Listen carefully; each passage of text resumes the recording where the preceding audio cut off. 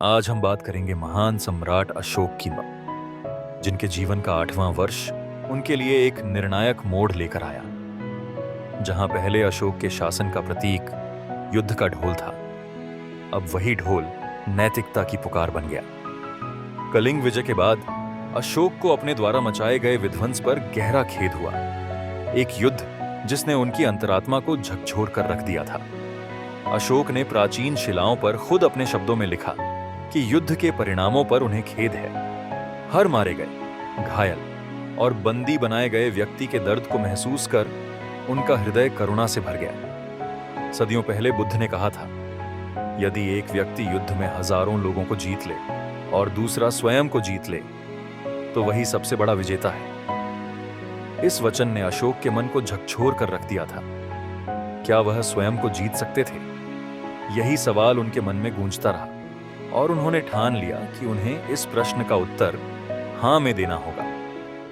यही से शुरू हुई उनकी धर्म की यात्रा, करुणा और नैतिकता के पथ पर। अशोक का जीवन बचपन से ही विभिन्न धार्मिक प्रभावों से प्रेरित था।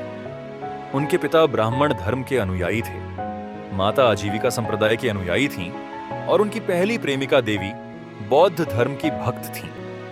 इन तीनों ही धार्मिक प्रभावों ने उनके सोचने और समझने के तरीके पर गहरा असर डाला।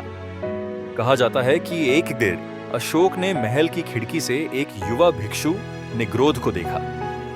उनके मन में स्नेह उमड़ा। उन्होंने उसे बुलाया और उससे बौद्ध धर्म का उपदेश सुना। यहीं से उनके मन में बौद्ध धर्म की ओर एक गहरा लगाव जागा।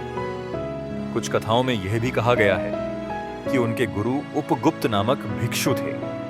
चाहे यह कथाएं अलग अलग हों, पर एक बात स्पष्ट है कि अशोक ने करुणा, अहिंसा और सच्चाई की राह चुन ली थी। अशोक की यह यात्रा एक महान सम्राट को धम्म अशोक बना गई।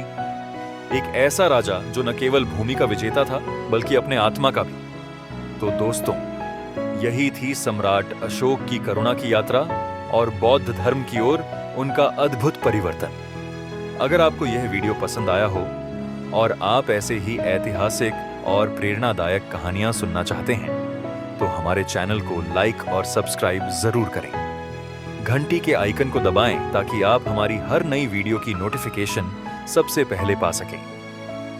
धन्यवाद और जुड़ते रहिए हमारे साथ एक और रोमांचक इतिहास की कहानी के लिए।